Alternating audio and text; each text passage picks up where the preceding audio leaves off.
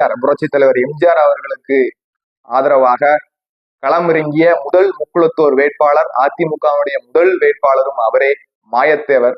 அவர் பெற்றுக் கொடுத்த சின்னம் தான் இந்த இரட்டை இலை சின்னம். அவ்வாறு அங்கிருந்து ஆரம்பிக்கிறது முக்குளத்தோருக்கும் இரட்டை இலைக்குமான ஒரு பந்தம்.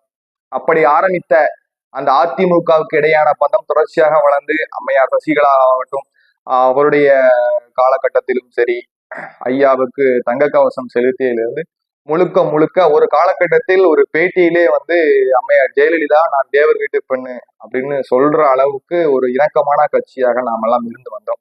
இன்றைய சூழ்நிலையில் அந்த இரட்டை இலை சின்னம் எங்கிருக்கிறது, எவ்வாறு இருக்கிறது, இன்றைய அரசியல் சூழ்நிலை, அந்த கருத்துக்கள் நாம் செல்லவில்லை.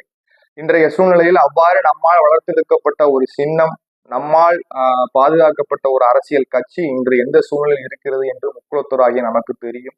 இந்த தேர்தலானது நமக்கு ஒரு மிகப்பெரிய ஒரு